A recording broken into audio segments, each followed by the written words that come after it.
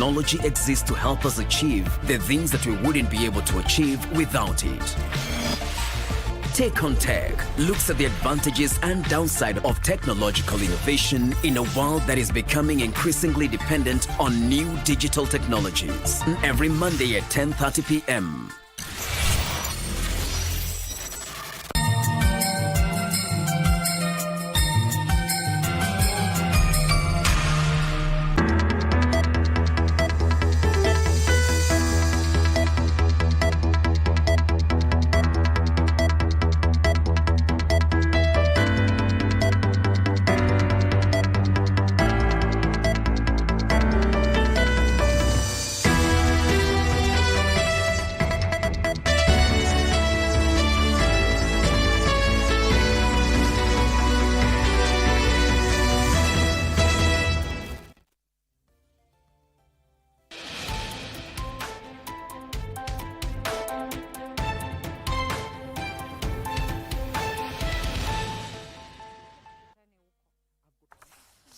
The fourth day of the new year 2025 it is. Good afternoon and welcome to KBC Lunchtime News. My name is Njue. My colleague is Lucy Mwaura handling the sign language interpretation.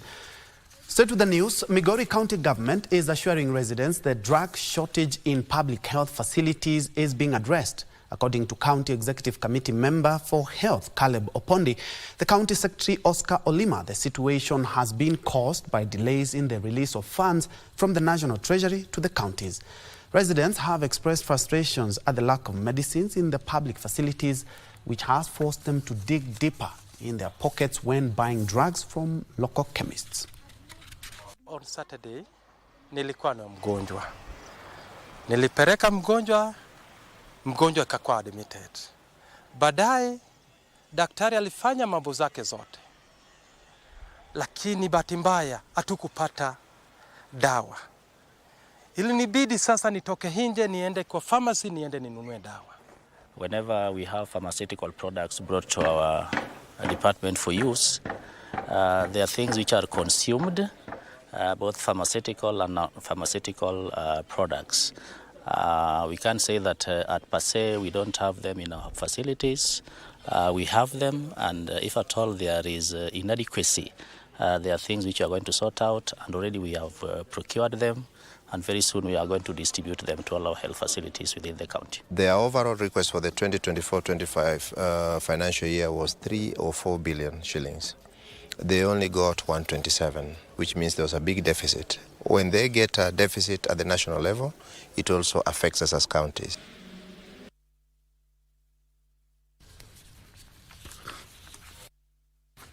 And still on health, the Council of Governors Health Committee Chairperson Njue now wants both levels of government to prioritize conditional medication during the procurement of medicine. Njue says community health promoters have given data on conditional medication for ailments such as diabetes and blood pressure that should be available at all times. According to the Health Committee Chairperson, counties should also prioritize the purchase of these key medications and avail them at the lowest levels of healthcare access. Njue, who is also the Tharaka Nithi governor, spoke in Chuka, Egambangombe, during the burial of acclaimed community leader Edwin Mbuba Mbungu.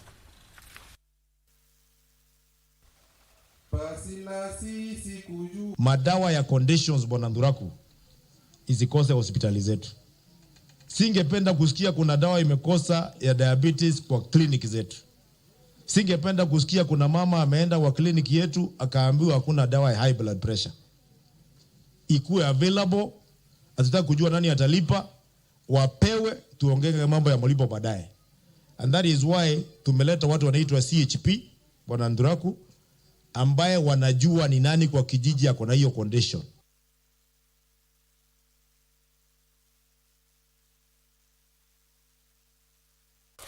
Still on the health beat, mental health experts are sounding the alarm of the rising mental health crisis in schools and universities in the country, urging the government to integrate mental health lessons in the national curriculum. Counseling psychologist Dr. Susan Gitau and an academician Veronica Nduta are calling for urgent action to equip students with essential coping skills amid alarming rates of mental health disorders, including suicide and femicide. Dr. Gitau has also called on the president to prioritize mental health counseling as a national agenda, stressing the need for well-trained counselors in every learning institution.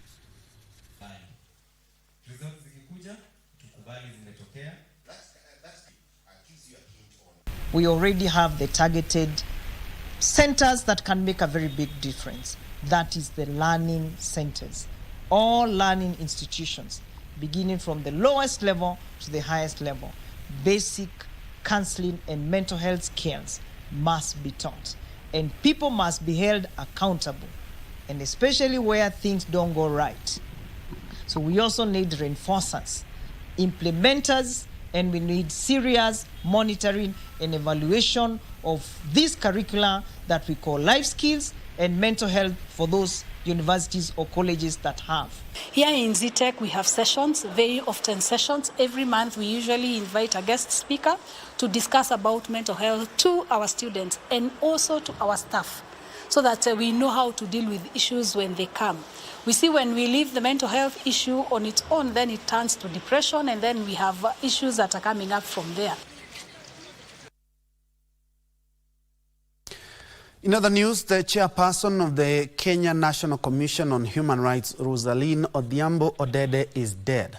Commission's vice chairperson, Dr. Raymond Njue, said Odede died on Friday after a short illness.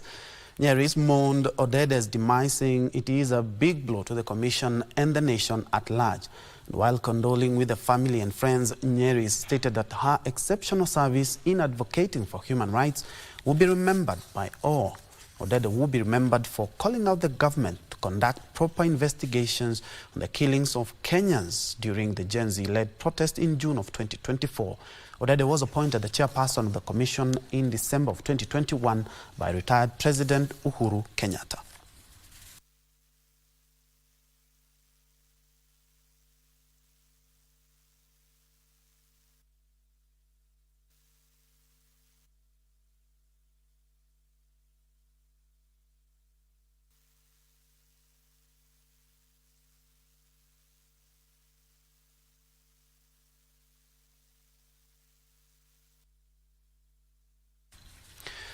May she rest in peace.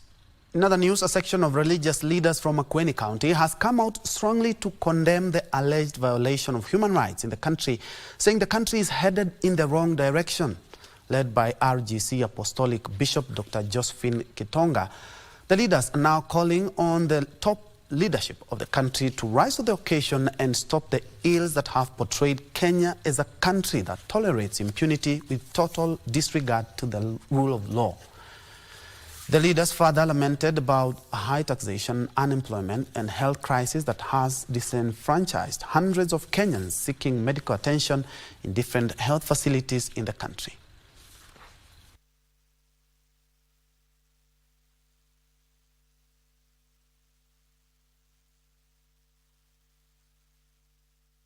Tunasononeka mioni mwetu tunapoangalia news, na kila unaona tu ni vifo, watoto kupotea, watoto kufa. Tunaumia katika mioyo yetu. Kwa hivyo hata kama si wa siasa, hatuwezi kukosa kusema 90% of Kenyans go to church or are Christians. They have a Christian name. They have a religious name behind them. Who will speak for them? If there is nobody who can tell him, it is us to tell him.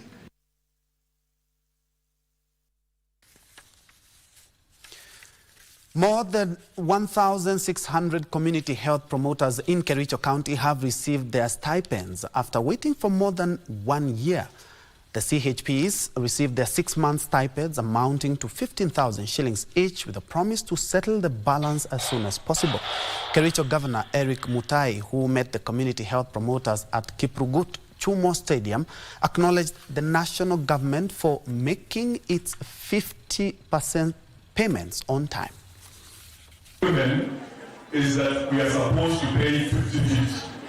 The national government pay 50, the county governments pay 50. Right now, as we speak today, 33 billion Kenyan shillings which was supposed to be dispatched as part of payment of the arrears for the half period, which is a period of 6 months, have already been paid into the individual accounts as we speak now.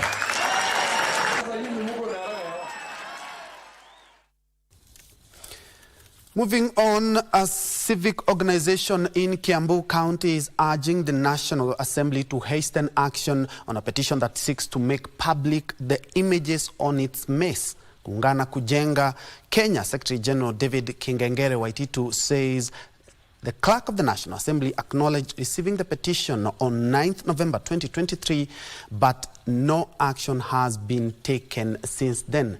In the reply, the clerk stated that the proposal may be handled through internal mechanisms of the National Assembly and may therefore not be reported to the House.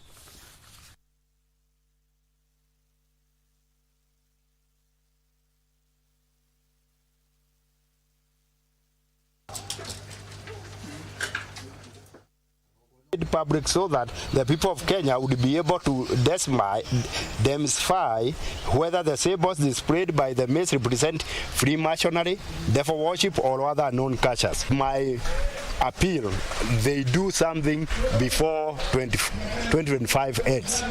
Before we petition for the removal either of the Senate or woman rep, so that we can have our culture represented with Parliament. That's when we shall feel that we have Kenyans in our mind and our souls. You are watching KBC Lunchtime News at about 11 minutes past the top of the hour, but when we come back, we'll be having more news, including the latest from the world of sports.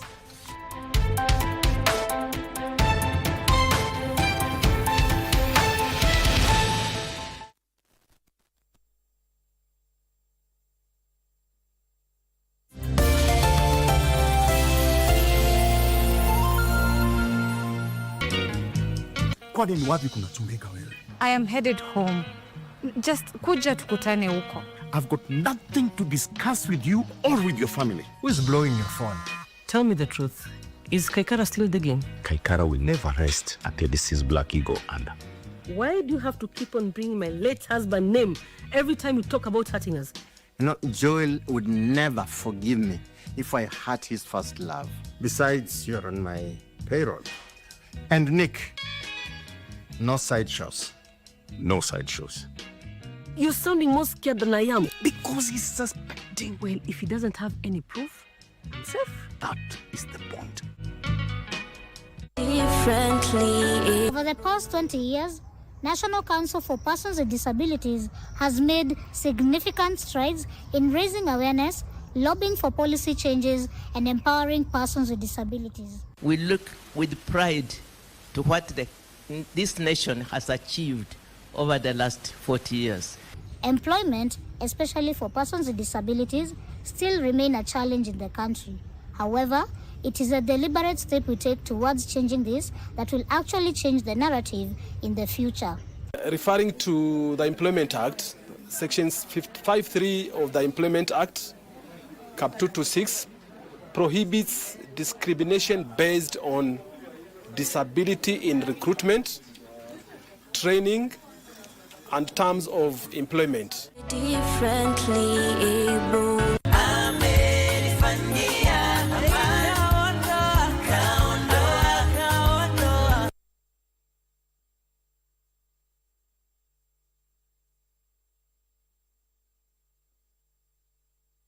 I've seen many people set goals, write New Year resolution, but they never materialize because without these three things, they will never come.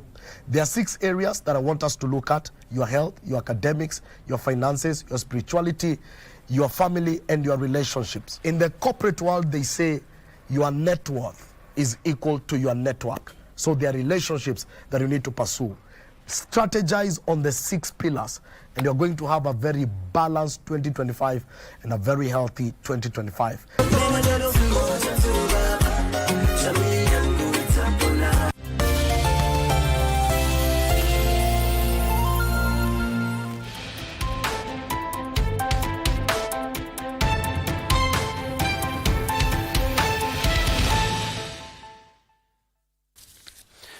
Welcome back to Lunchtime News. Moving on, Limuru Golf Club in Kiambu County has been closed after an inferno razed the premises on Saturday morning.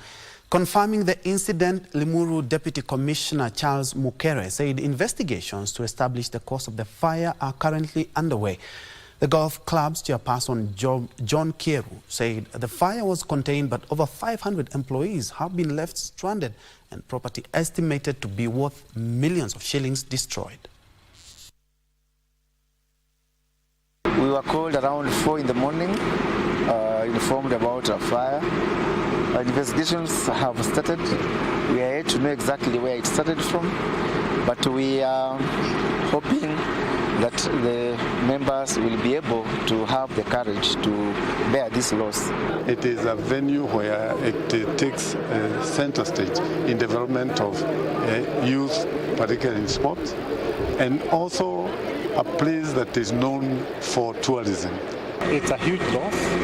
At least I don't think it's anything less than 200 million. So, but I can't be for sure right now because we are doing the stock take in terms of what was there. The insurance company has the list of the insured items.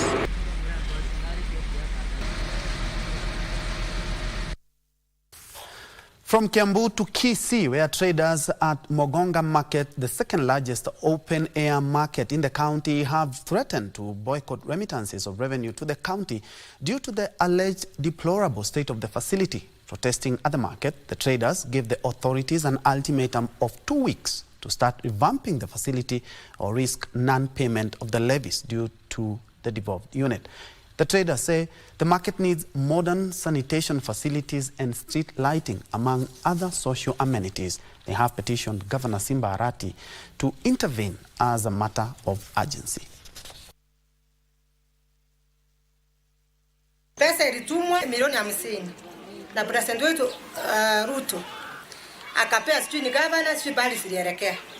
Sasa tunataka achukuliwe uchumbe hii akiulizwa ya kwamba ile pesa ulipeana Mogonga silienda wapi? Hatuna street lights.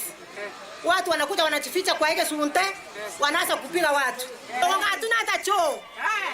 Watu wanajisaidia tu. Arati, tunakuomba ulituwekea mkakati tukachawana, tuko na viongozi. Hao viongozi wanatuongoza kwenda wapi kama hawawezi kutuongoza kujenga soko? Tumeungana na wao 100 kwa 100. Tumekupea siku 14 tafadhali ukuje, utuongeleze, utuulize maswali, utusaidie, utuwekee mataa, utujengee mitaro. Moving on, Homa Bay County government plans to establish public sanitation facilities along the shores of Lake Victoria to deal with the escalating water pollution said to be caused by open defecation. The County Executive Committee member for Fisheries and Blue Economy, Dr. John Agilis, is also calling for concerted efforts from stakeholders in dealing with the issue. He said that discussions are underway with the regional and national agencies to support stricter enforcement of regulations to preserve the lake. Find that there is a serious violation, then of course we report to the responsible agencies to also make sure that they take care of those who are actually polluting our environment. Yeah, so it's a challenge, of course, because part of the pollution is also external, so it comes from our rivers that flow into the water. Once people pollute the rivers, then they will carry all the waste from to the lake, because of rains and so forth.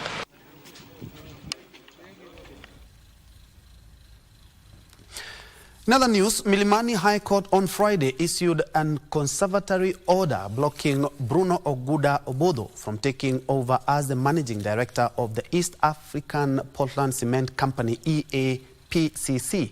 The residents of Nakwamoru, Turkana County, are using sporting activities as a peace-building tool to end conflict. Details of this and more stories in the County News Roundup. The conservatory order from Milimani High Court stopping Bruno Oguda Obotha from assuming office as East Africa Portland Cement Company boss comes a few days after the EAPCC board wrote to the acting Cabinet Secretary of Industry, Trade and Investment, Salim Vuria, to reconsider the appointment of Obotha, citing integrity issues and conflict of interest. Elsewhere, residents of Nakwamoru in Turkana County are decrying rampant border conflicts, calling on security personnel to tighten surveillance ahead of public schools reopening next week. There were 3 borders who were shot along Kapelibok Highway, along Lorogon-Nakwamoru Highway, and that threatened the peace and the arrangement of the tournament. Our parents are no longer doing illicit business of hunting for animals from our neighbors. But our youth can do that if they are idle. But if our department, the peace department from West Pokot and the peace department from Turkana, we are very sure, given the opportunity the audience the governor gives us, we are very sure if we went to him with this idea, we are going to engage the Pokot so that next time we have intercommunity games. So kwa hivyo tunashukuru hao viongozi wetu ambayo waliorganize hii tournament, kwa sababu wakati tuko na tournament kama hii, hata wale wezi wa mifugo wanashindwa jinsi ya kukuja kufanya nini, kukuja kudistract wanafunzi pale mashambani. We organize for at least for a larger event that we have to showcase our culture, and there are so many things that we can do. And Kakamega County Woman Representative Elsie Mohanda has urged the National Treasury to ensure that school capitation is disbursed promptly to prevent financial constraints faced by school administrators due to delays. Mambo na capitation, tunasikia mara mingi walimu wanalia sana, pesa haijakuja. Kwa hivyo mimi naomba pesa ifike kwa wakati ifaao, ndio watoto wetu wakifungua shule waanze kusoma mara moja. Finally, local leaders and stakeholders in Meru County have intensified efforts to educate the public on the beneficiaries of Social Health Insurance Fund. Meru County registration kwa SHA iko chini. Kwa hivyo mimi nataka kuhimiza wa Meru tutoke kwa wingi, tufanye registration ndio tuweze kubenefit kama wale wa Kenya wengine ambayo wamefanya registration na tayari wana benefit. Kuna mitandao ambayo inatumika ambayo inaitwa artificial intelligence, ambayo serikali inatumia kujua unapaswa kukua katika band gani. So tunaomba watu wanapoenda kuuliza hizo maswali wasichukulie maswali kama ni ya hovyo. Wajibu hiyo maswali vile inavyotakikana ndio waweze kukua at the right band. Band ambayo unatakikana ulipe pesa zinaanza kutoka 150 mpaka ngiri moja kwa watu wa chini, na wale watu wa serikali kuna ile percentage ambayo serikali imeweka ambayo ni around 2.75%. The campaign also aims to boost enrollment and ensure residents access quality and affordable healthcare services. And further afield, a judge in New York has ordered US President-elect Donald Trump to be sentenced in his hush money case next week Friday, 10 days just before his swearing in as the 46th President of the United States of America. New York Justice Juan Merchan, however, signaled he would not sentence Trump to jail time, probation, or even a fine, but instead give him an unconditional discharge. The judge also ordered that the president-elect appear in person or virtually for the hearing. U.S. President-elect Donald Trump was convicted in May of 34 felony counts of falsifying business records related to a 16 million shilling payment to adult film star Stormy Daniels. The charges related to attempts to cover up reimbursements to his ex-lawyer Michael Cohen, who in the final days of 2016 election campaign paid off the adult film star to remain silent about an alleged sexual encounter with Trump. New York Judge Juan Merchan directed that Trump be sentenced next week Friday. The president-elect dismissed the judge's orders as an illegitimate political attack. In his latest motion against the case, Trump had argued the case would hang over him during his presidency and impede his ability to govern. However, last month, Justice Merchan ruled that Trump's hush money conviction was valid. Trump is currently set to be first convicted felon to serve in the White House. He can appeal against the conviction after the sentencing. Gishuke Washira, Lunchtime News.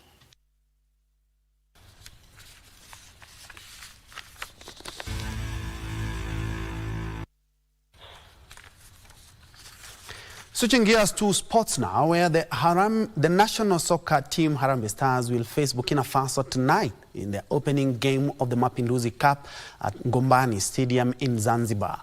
Harambee Stars, who are featuring in the invitational tournament for the first time, have been drawn alongside Burkina Faso, Tanzania and host Zanzibar. After playing against Burkina Faso, they will face Taifa Stars of Tanzania on Tuesday next week and wrap up their group matches against Zanzibar on Friday next week. Kenya is using the tournament as part of their preparations for the 2024 African Nations Championship, CHAN, which they will co-host alongside Uganda and Tanzania.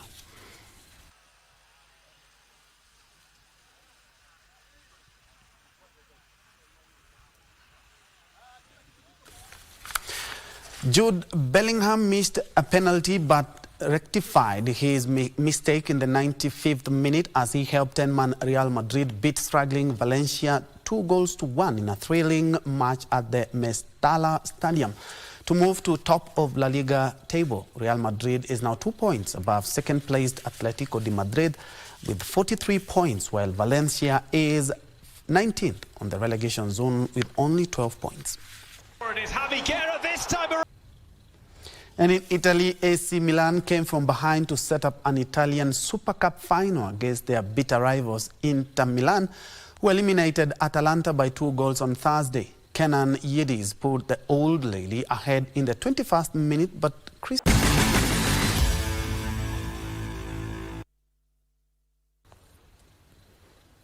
Very well, that's the end of sports news, but just a quick one. Tottenham are playing Newcastle today. Crystal Palace are playing Chelsea. Manchester City welcome West Ham United, and the late kickoff will see Arsenal play Brighton at about 8:30 p.m. Of course, for the scores, the sounds, the sights, just tune in to KBC, your true sports partner, for that update. My name is Njue. Many thanks for joining us on the sign language interpretation bit. Has been Lucy Maura. Thank you so much for watching. More news in our subsequent bulletin, but don't forget to check out our social media spaces, including our website and also our KBC digital app. Do have yourself a fantastic Saturday afternoon.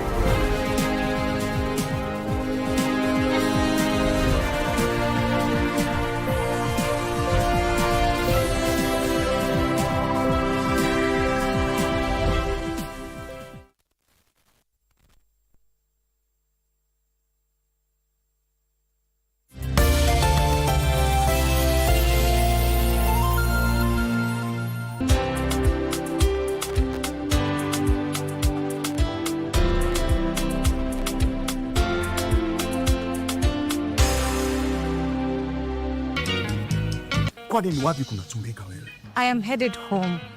Just kuja tukutane huko. I've got nothing to discuss with you or with your family. Who is blowing your phone? Tell me the truth. Is Kaikara still digging? Kaikara will never rest until he sees Black Eagle under. Why do you have to keep on bringing my late husband's name every time you talk about hurting us? You know, Joel would never forgive me if I hurt his first love. Besides, you're on my payroll. And Nick, no side shows. No side shows.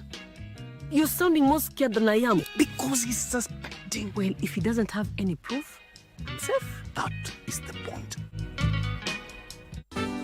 Tingy tingy tong, tingy tingy tong, tingy tingy tingy tingy tong. Hey, ndio hizo wedding bells.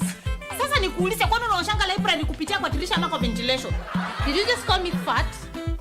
Bosire, mimi ni mnono. Blood new. My brother. Karibu sana Mr. President. Hey! Woo! By the way, keep the position for now. But Kaukijua, this fight is way far from being over. Check. Do you have a loose nut upstairs? My dear, Apple Chakostia naishi upstairs. I'm a tony. Kwani ulikuwa mgonjwa wapi? I don't remember anything. And yet you remember me. Your dad is a thief. Excuse me? Muulize mbona alichoma nyumba yake. This Trish of yours must be a very kind-hearted girl. I think I'm supposed to meet her. You know, you've hosted her for some time. I hope she's not my wife. But it depends on the definition of wife. What? Who ni Jen? Unamkumbuka? So Pete, why on earth would I call my in-laws? Nilipa nasiyo kushadi. Alex akosa. There's something you should know. I can't take this. Jen ni kama amesikia vibaya roho. Muelewe tu ukiona na behave hivyo. I'm sorry. Keep it to yourself.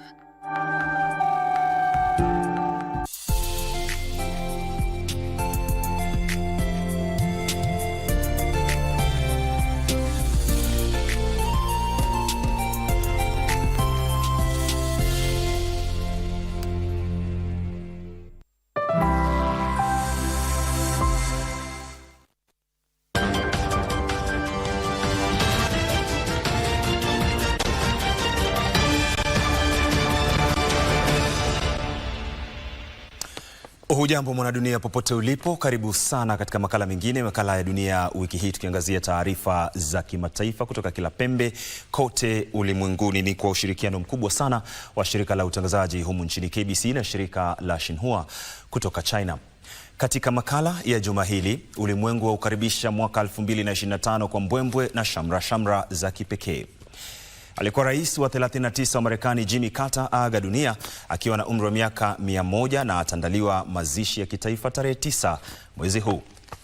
Na raia wa Syria waelezea matumaini kwamba nchi yao itakuwa na amani na uthabiti huku mwaka mpya wa 25 ukianza. Ni baadhi tu ya taarifa ambazo nimekuandalia mchana wa leo. Twende sawa hadi tamati katika kipindi Dunia Wiki Hii.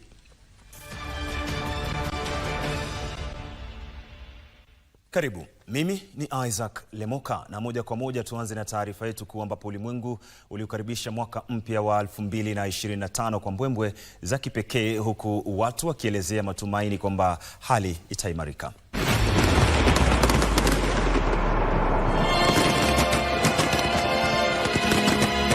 Fataki na taa zilimulika angani kwenye onyesho la mwaka mpya lililosahaulika la London lenye sifa ya mlio wa sauti za kengele ya Big Ben.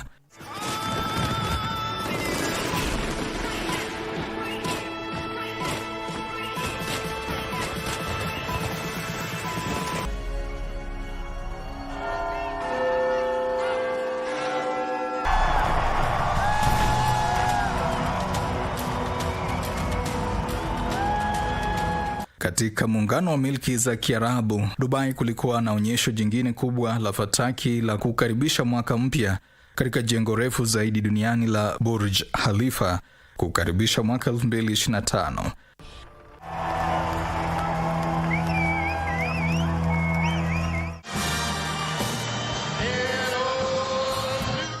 Onyesho la kuvutia sawa na hilo la fataki lilishuhudiwa Abu Dhabi, huko Amerika Kaskazini. Jambo lililoangaziwa zaidi katika sherehe hizo lilikuwa ni kuroshwa kwa mpira maarufu katika eneo la Times Square jijini New York, licha ya hali ya hewa ya baridi kali. Alaska, Hawaii na mataifa ya visiwa vya Pasifiki yalikuwa maeneo ya mwisho kukaribisha mwaka mpya. Na kwa mara ya kwanza katika zaidi ya nusu karne, fataki ziliangaza anga la usiku katikati mwa jiji la Damascus, huku raia wa Syria wakisherehekea kuwasili kwa mwaka mpya na kuelezea matumaini yao kwamba hali itaimarika nchini humo. Mwaka wa 2025 umeleta ahadi ya mustakabali mwema kwa raia wa Syria baada ya Bashar al-Assad kung'atuliwa madarakani.